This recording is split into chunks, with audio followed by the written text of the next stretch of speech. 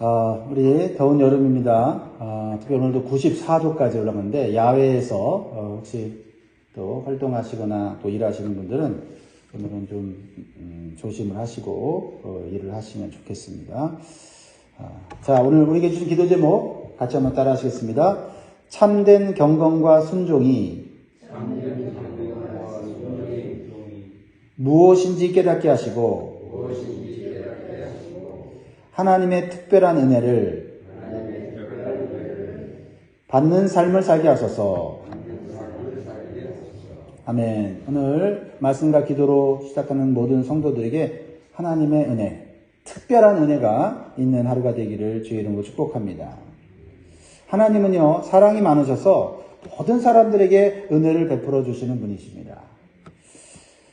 그렇지만 그 은혜를 온전히 받아 누리는 사람은 많지 않습니다. 하나님의 은혜를 온전히 받아 누리기 위해서는 경건한 사람이 되어야 합니다. 하나님 말씀에 온전히 순종하는 사람이 되어야 하는 것입니다. 오늘 본문에 하나님의 특별한 은혜를 받는 경건한 사람이 나옵니다. 그는 유대인이 아니었습니다. 이방인이었고 로마 군대의 백부장이었어요. 그의 이름은 고넬료입니다. 자, 1절을 보겠습니다. 가이사라에 고넬료라 하는 사람이 있으니 이달리아 부데라 하는 군대의 백부장이라. 네, 군인입니다. 이달리아 부데라고 하면 로마 제국에 군인인 것을 알 수가 있습니다. 백부장이라고 하면 100명의 군사를 거느리는 지휘관입니다. 가이사라에는 이달리아 부대, 즉 로마 군대가 주둔하고 있었습니다. 왜냐하면 그 지역과 유대 나라를 식민 통치하고 있었기 때문이에요.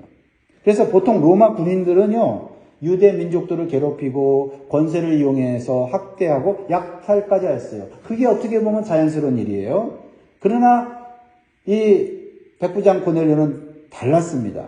그는 어느 시점에서 이방 우상을 버리고 하나님을 믿고 경외하는 사람이 되었어요. 그리고 그는 하나님과 사람 앞에서 경건한 사람으로 인정받았다는 겁니다. 예수님이 왜 바리새인들을 그렇게 책망하셨을까요? 경건한 척 했기 때문이에요. 겉모습과 속마음이 달랐기 때문이죠. 그러나 이 고넬료는 이방인이었지만 경건한 척하는 유대인과 달랐다는 거예요. 오늘 그것을 성경을 통해서 우리에게 가르쳐 주는 거예요. 즉, 경건한 삶은 뭐예요? 경건한 삶은 신앙과 삶이 일치되는 것이다 라는 것을 보여주고 있죠. 그래서 하나님이 그의 경건을 인정해 주셨다는 거죠. 하나님이 인정해 주시는 경건이 중요합니다. 네. 사람이 보기에 어떠하든지 하나님이 인정해 주시는 경건의 모습, 그것은 어떤 모습일까요? 2절이 나와 있지요. 같이 읽습니다. 시작. 그가 경건하여 온 집안과 더불어 하나님을 경외하며 백성을 많이 구제하고 하나님께 항상 기도하더니. 경건해 보이는 사람과 실제로 경건한 사람이 항상 일치되는 것은 아닙니다. 처음에는 경건해 보였는데 함께 살아보니 삶이 세속적인 사람들이 있습니다. 반대로 처음에는 그렇게 경건해 보이지 않았는데 살아보니까 진짜 경건한 사람이라는 것을 깨닫는 사람도 있어요. 그러니까 경건은 단순히 종교 행위가 아니라 삶으로 증명되어야 한다라는 것입니다. 종교 행위도 중요합니다. 왜요? 경건한 사람은 종교 행위가 나오기 때문이죠. 그러나 종교 행위가 있다고 해서 경건한 삶으로 나타나는 건 아니라는 거죠. 왜 종교 행위가 삶으로 증명되어야 됩니까? 그것이 왜 중요합니까? 참된 경건을 가진 사람에게는 경건의 능력이 나타나기 때문이에요. 경건의 능력을 하나님이 주시기 때문입니다. 그러므로 여러분, 경건의 모양도 가지시고 경건의 능력도 가지시기를 주의 이름으로 축복합니다. 그러면 오늘 하나님께서 인정하시는 참된 경건을 가진 이방인 로마 군인 고넬료를 통해서 우리가 실제적으로 경건한 삶이 뭔지를 한번 살펴보고자 합니다. 첫 번째로 고넬료가 경건한 신앙과 삶을 가졌다는 것이 어떻게 나타나냐면 온 집안 사람이 하나님을 경외하도록 만들었다라는 거죠. 뭐예요? 신앙의 영향력이죠. 네.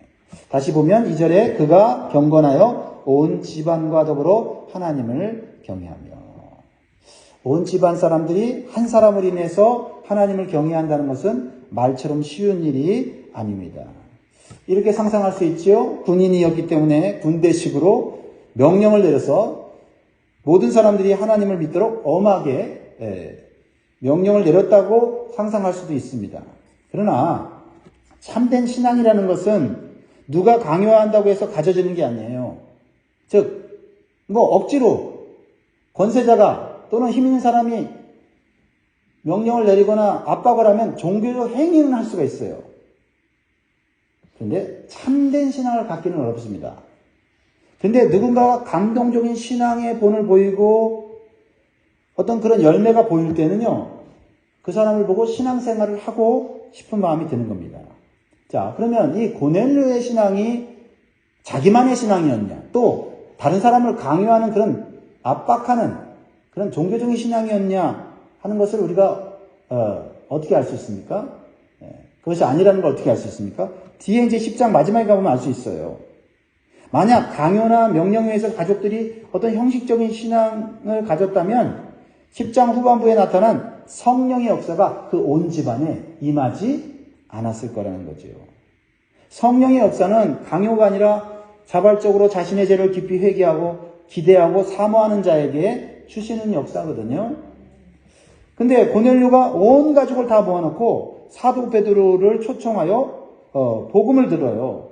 오늘날로 말하면 부흥회를 한 거죠. 온 가족이 다 성령의 체험을 받고 모두 세례받는 역사가 일어나요. 이것이 이제 최초의 이방인들이 공식적으로 구원받는 역사거든요. 그러니까 여기에는 하나님의 그 약속이 담겨져 있는 거죠. 그 하나님의 놀라운 복음의 역사, 성령의 역사가 일어나는 최초의 이방인이 고넬료와 고넬료의 가정이었다라는 거죠. 그러니까 경건해 보이는 사람과 실제적으로 경건한 사람과의 차이점이 있다라는 거예요. 즉, 경건해 보이는 사람은 자기는 경건해 보이지만 주변 사람들을 변화시키지 못한다는 거예요. 오히려 이중 생활을 할 가능성이 많이 있다라는 거죠. 하지만 진실로 경건한 사람은 주변 사람들을 변화시킨다라는 거죠. 자신이 진정으로 하나님 안에서 변화되었기 때문에 경건의 능력이 그 안에 머무는 거예요. 그래서 경건한 사람이 가는 곳에는 변화의 역사도 함께 일어나는 줄 믿습니다. 저와 여러분이 그러한 경건한 사람, 실제적으로 참된 경건을 가진 우리가 되기를 간절히 소원합니다. 그러면 고넬료가 경건의 능력이 있다는 것은 어떻게 증명이 되고 있어요? 2절을 보면 그가 경건의 모양만 있는 것이 아니라 자기만을 위한 종교생활, 신앙생활을 한 것이 아니라 실제적으로 사람들에게 구제를 했다고 했어요. 근데 구제를 많이 했다고 했습니다. 많이 했다고 하는 것은 이것은 단순히 남에게 보이기 위해서 하는 정도가 아니라 이거는 하나님의 말씀의 은혜를 받고 하나님의 말씀에 순종을 하는 모습을 보여주고 있는 거죠. 자, 우리가 이미 앞에서 살펴보았듯이 위로의 사람 바나바, 그리고 섬김의 사람 도르가를 배웠죠. 네. 그런데 그들은 모두 경건한 사람이었어요. 그들이 가진 공통점이 있죠. 그들은 구제를 많이 하는 사람이었다라는 거죠. 왜 이 구제가 경건한 삶을 나타납니까?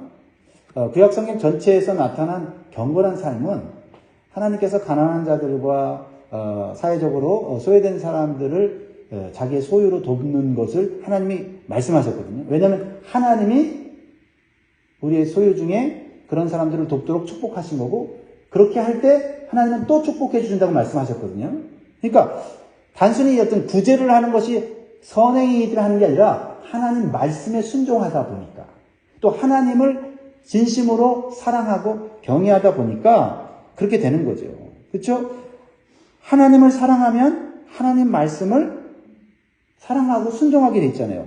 누군가를 사랑하게 되면 사랑하는 사람의 말을 들어주고 싶은 거예요. 이게 경건이에요, 사실. 경건이라는 게 많은 정의가 있고 깊은 신학적인 개념이 있지만은 경건은 뭐예요? 사랑하니까 사랑하는 사람 기쁘게 해주고 싶은 거. 그게 경건이에요. 그러니까 하나님을 사랑하는 만큼 이웃을 사랑하는 거예요. 왜? 하나님 사랑하는 증거가 이웃을 사랑하는 증거로 나타나는 거죠. 이기심과 욕심을 뛰어넘는 거죠. 그러니까 고넬료의 구제가 아름답고 감동적인 것은 이방인이고 로마 군인이라는 거예요. 그가 로마가 지배한 식민지 사람들을 해치지만 않아도 잘하는 건데 진심으로 사랑하고 국리를 여기고 자비를 베풀고 있다라는 거예요. 이거는 그냥 도덕적인 인간으로서 윤리적인 인간으로서가 아니죠. 진심으로 하나님의 사랑이 그 안에 있었다라는 거죠. 보통 그 당시 로마 군인들이 가지고 있었던 편견과 차별의 마음을 이 고넬료는 하나님을 만나면서 하나님을 경외하면서 하나님 말씀을 묵상하면서 뛰어넘은 것을 보여주고 있습니다. 그러면 자, 이 참된 경건의 능력은 어떻게 얻었을까요? 실제적으로 어떻게 얻었을까요? 그것도 이 본문에 나와 있죠. 하나님과의 깊은 기도의 교제 속에서 얻었다는 거죠. 그렇죠? 하나님과의 깊은 기도의 교제 속에서 얻었다. 고넬료의 기도는 어쩌다 한 번씩 하는 산발적인 기도가 아니었습니다. 그는 정기적으로 정해진 시간에 항상 기도하는 습관을 가졌어요. 여러분, 정해진 시간에 한다라는 거는 말처럼 쉽지 않아요. 그렇죠? 내가 시간이 날 때 하는 기도도 쉽지 않아요. 그러니까 문제가 있을 때 하게 되죠. 그래도 문제가 있을 때라도 기도하는 거는 믿음이 있는 거예요. 근데 항상 정해진 시간에 기도한다는 거는 기도만이 아니라 내 삶의 우선순위를 정해놓고 그것을 이루기 위해서 부단히 노력하는 그런 영성이 있고 그리고 하나님을 중요시 여기는 마음이 있는 거예요. 다시 2절에 보면 그가 경건하여 온 지방과 더불어 하나님을 경외하며 백성을 많이 구제하고 하나님께 기도하더니 빼먹었죠 제가요? 하나님께 항상 기도하더니 항상 기도하더니 우리가 이 항상이라는 것이 중요한 것 같아요. 하나님께 항상 기도했기 때문에 하나님과 영적으로 연결되어 하나님의 뜻과 말씀에 순종하는 삶을 살 수 있는 거예요. 그러니까 어쩌다 한번 기도하고 내가 기도하고 싶을 때 기도하는 거는 내가 원하기 때문에 하는 거 아니에요. 근데 항상 하는 건 뭐예요? 하나님이 원하시기 때문에 하는 거잖아요. 그리고 하나님이 말씀하시는 거를 듣고 순종하려고 능력을 얻으려고 지혜를 내려고 기도하는 거 아닙니까? 그러니까 항상 기도하는 거고 어쩌다 한번 기도하는 거하고는 그 경건의 차이가 있을 수밖에 없다는 거죠. 하나님은 고넬료의 경건한 삶, 즉 기도와 구제의 삶을 사는 고넬료에게 보통 은혜가 아니라 특별한 은혜를 베풀어 주시기를 원하셨어요. 그래서 그에게 그의 기도 시간에 환상도 보여주시고 천사를 보내주시는 놀라운 특별한 은혜를 보여주십니다. 자, 3절입니다. 하루는 제 9시쯤 돼요. 이 정해진 시간이죠. 9시쯤이라고 하면은 오후 3시예요. 오후 3시. 오후 3시 환상 중에 밝히 봄에 하나님의 사자가 들어와 이르되 고넬료야 하니 하나님이 다 이름을 알고 있어요. 기도하는 사람의 이름을 다 알고 계십니다. 우리의 이름을 다 알고 계세요. 여러분의 이름을 오늘도 불러주시기를 주의 이름으로 축복합니다. 하나님의 사자인 천사가 고넬료에게 하나님의 말씀을 전해줘요. 이 말씀에는 하나님의 계획이 담겨져 있어요. 이것이 중요해요. 그것은 고넬료를 위로해 주시고 더 큰 복을 주시려는 말씀이었습니다. 4절에 보니까요. 고넬료가 주목하여 보고 두려워 이르되 주여 무슨 일이니까 천사가 이르되 내 기도와 구제가 하나님 앞에 상달되어 기억하신 바가 되었으니. 참 여기서 감동되는 일이 있지 않습니까? 하나님이 기억해 주는 기도가 있고 하나님이 기억해 주는 구제가 있다는 거죠. 자, 근데요. 고넬료가 두려워하면서도 그는 그 상황을 너무나도 익숙하게 받아들이고 있어요. 어떻게 할 수 있어요? 뭐라 그래요? 두려워하면서도 주여 무슨 일이니까 묻습니다. 하나님께서 천사를 보내셔서 하나님이 말씀하시는 것을 영적으로 바로 알아채잖아요. 그렇죠? 성경에 보면 하나님이 말씀하는데 누가 말씀하는지도 모르는 사람도 있고, 그렇죠? 또 하나님이 천사를 보냈을 때 무서워서 벌벌 떨면서 어찌할 바를 몰랐는데, 주여 무슨 일입니까? 바로 반응하죠. 두려워하면서도 경외하면서도. 그러니까 평상시에 하나님과 영적인 대화가 익숙했던 경건한 사람임을 보여주고 있는 거죠. 하나님은 천사를 통해서 그의 기도와 구제가 하나님 앞에 기억되었다, 상달되었다 이렇게 말씀하세요. 이것은 다른 유대인들 같이 종교적으로 외식적으로 사람에게 보이려고 한 것이 아님을 증명해 주는 거죠. 그렇죠? 외식하는 서기관과 바리새인들에게 뭐라고 했습니까? 사람들 앞에 보이려고 기도하고 화려한 언어로 사람들의 마음을 감동시키는 그런 기도를 함으로써 경건해 보이는 그러한 모습을 보였을 때 주님께 뭐라고 하셨어요? 저들은 자기 상은 이미 받았다라고 얘기했어요. 시장에서 사람들이 보는 데서 기도하고 또 사람들에게 금식한다고 떠벌리고 하는 이런 경건이 아니었다는 겁니다. 아유, 로마 군인 저 사람이 무슨 하나님을 믿겠어? 기도를 하겠어? 이렇게 사람들이 생각할지 모르지만 구제를 자꾸 하고 정말 그의 그 섬김과 또 그의 삶을 보면서 사람들이 저 사람 경건한 사람이라는 것을 차차 알게 됐다. 여러분, 차차 알게 되는 경건한 사람이 되기를 주의 이름으로 축복합니다. 차차 알게 되는 게 중요해요. 왜요? 우리도 부족하잖아요. 그러나 하나님 만나고 기도하고 성령 받고 말씀 순종하다 보면 차차 변화되잖아요. 그러니까 완벽하지는 않지만 말씀과 기도로 항상 하나님과 교제하다 보면 우리도 모르게 하나님을 닮아가고 예수님을 닮아가는 거죠. 그러니까 우리의 부족한 부분도 있지만 변화되는 부분도 있어야 한다라는 것입니다. 여러분, 이 고넬료가 얼마나 기뻤을까요? 하나님이 내 기도와 구제를 기억했다. 큰 위로받았을 거고 큰 기쁨이 되었을 거예요. 여러분, 하나님이 주시는 위로는 사람이 주는 위로와는 차이가 많습니다. 그리고 더 큰 축복을 주시려고 하나님은 고넬료에게 새로운 계획을 말씀하세요. 그건 뭐예요? 베드로 사도를 찾아가서 집에 초청하는 겁니다. 하나님께서 직접 복음을 전해주시고 직접 하나님께서 성령을 부어주실 수 있는데 하나님께서 뜻이 계셔서 베드로 사도를 찾아가서 집에 초청하는 거예요. 베드로 사도 모르는 사람이에요. 유대인이에요. 자신보다 신분이 낮은 사람이에요. 하나님이 은혜 주실 것 같으면 그냥 주시지 왜 유대인을 통해서 나한테 은혜를 주실까? 생각할 수 있어요. 근데 이 고넬료는 생각하지 않아요. 말씀하시니 그대로 바로 명령이 떨어지자, 하나님 명령이 떨어지자 바로 순종해요. 군인이어서 그랬을까요? 그것만이 아니겠죠. 평상시에 하나님의 말씀에 순종하는 습관이 되었던 것을 보게 되죠. 베드로는 지금 어디 있어요? 5절에 보면 6절에 보면 네가 지금 사람들을 요바에 보내어 베드로라는 시몬을 청하라. 그는 무주장이 시몬의 집에 유숙하니 그 집은 해변에 있다 하더라.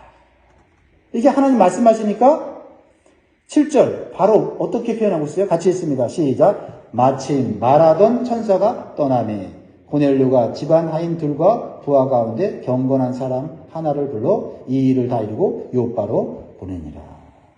집안 하인 둘을 부르고 또 부하 가운데서 어떤 사람을 택해요? 힘 있는 사람? 아니요. 경건한 사람. 경건한 사람. 베드로 사도를 하나님의 사람을 인정하고 경건한 사람이 맞이하고 초청하도록 하는 이 고넬료의 이 세심한 마음을 보게 되죠. 우리는 왜 하나님께서 고넬료의 신앙과 삶을 인정해 주시고 기억해 주시고 더 큰 은혜를 주시려고 하는지를 그의 신속한 순종의 모습을 통해서 깨닫게 됩니다. 사랑하는 성도 여러분, 우리는 고넬료를 통해서 하나님이 인정하시고 기억해 주시는 경건한 신앙과 삶을 도전받기를 바랍니다.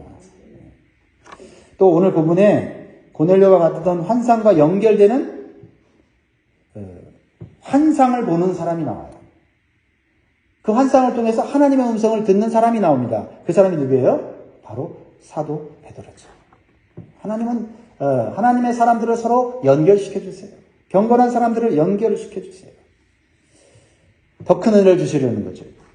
유대인인 베드로도 기도하는 시간이 정해져 있었어요.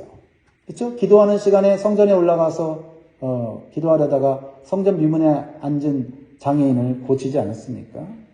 기도 시간이 정해져 있다는 것은 그만큼 하나님과의 교제가 깊다는 거고 또한 하나님의 능력을 받았다는 거예요. 그래서 기도하기 위해서 베드로는 지붕에 올라가요. 방해받지 않는 곳으로 가는 거죠.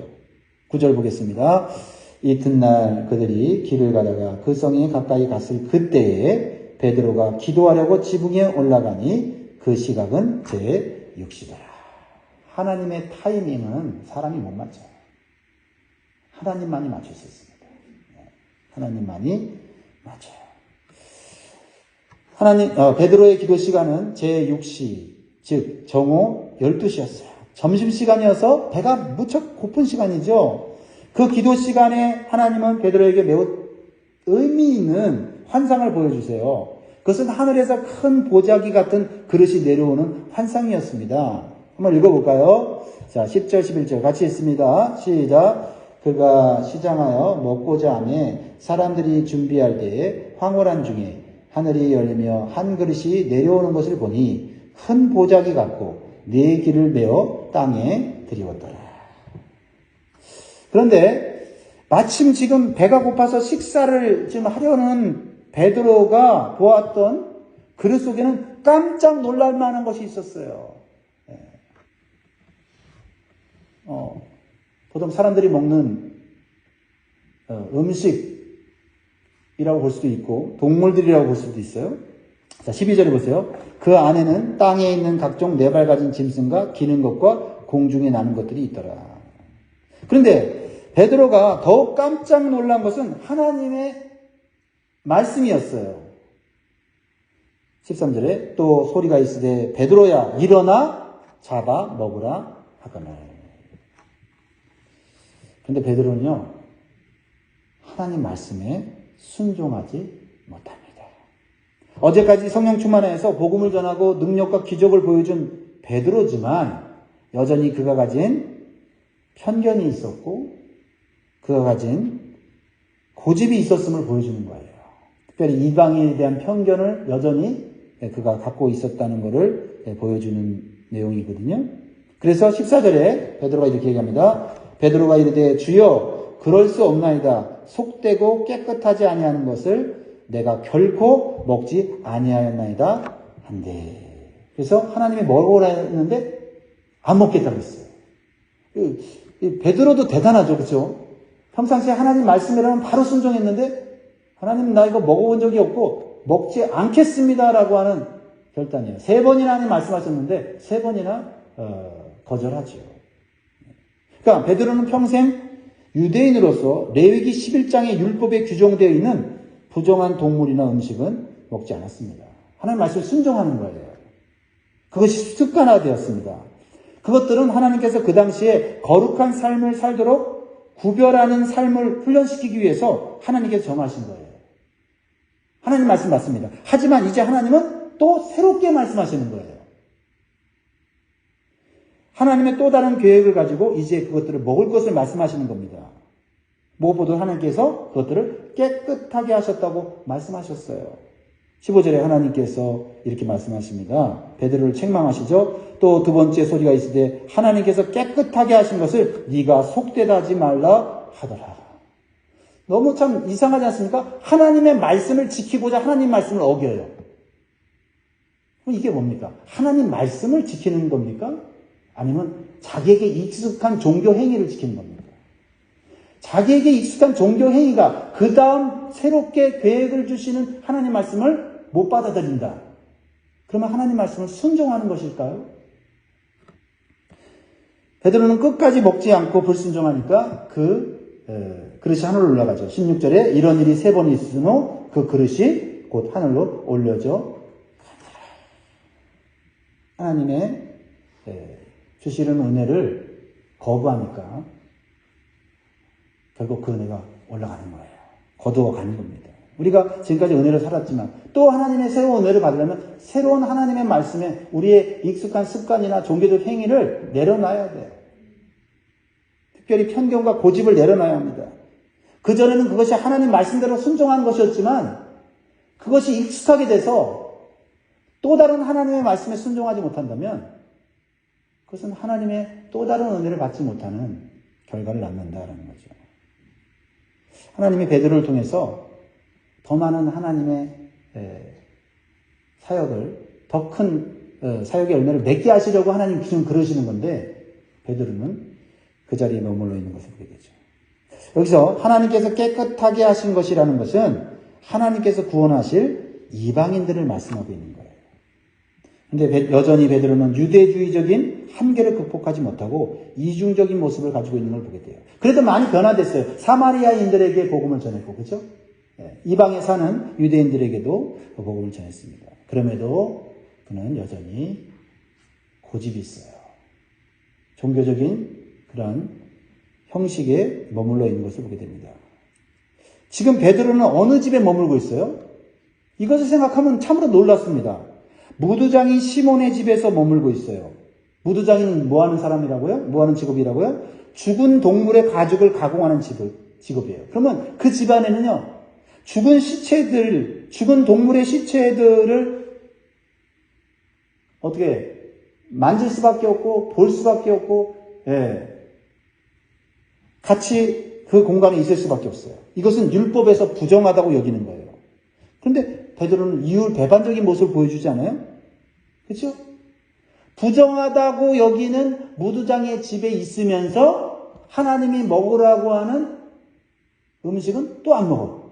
그것은 하나님 율법에 부정하다고 했기 때문에 그건 안 먹습니다 해놓고는 자기는 또 자기 편리대로 무두장의 집에서 먹고 마시고 쉬고 있단 말이에요.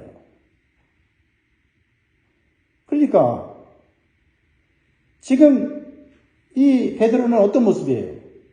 어떻게 보면 겉으로 볼 때는 무두장의 집에서 이 부정하다는 사람까지 포용하는 경건한 사람인 것 같은데 또 하나님의 말씀에는 불순종하는 모습, 이율배반적인 모습, 이중적인 모습이죠. 특별히 지금 베드로가 배가 고파요.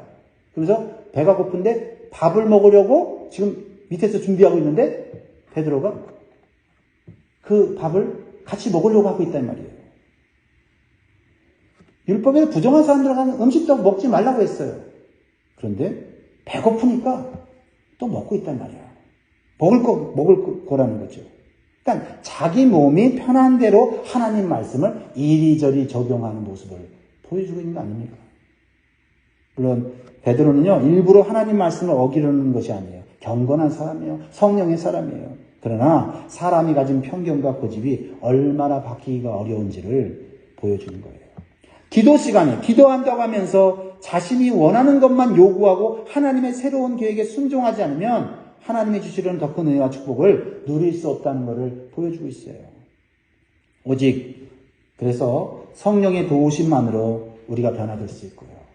하나님 말씀에 순종해야만 우리의 이중적인 모습을 해결할 수 있다는 것을 깨닫게 해줍니다.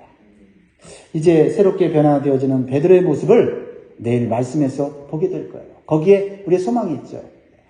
편견과 차별과 내 고집이 있지만 또 기도 속에서 변화되는 베드로의 모습. 하지만 오늘 본문 속에서는 현재 이방인이며 로마 군인인 백부장 고넬료의 경건과 순종과는 비교되어지고 있다라는 것입니다.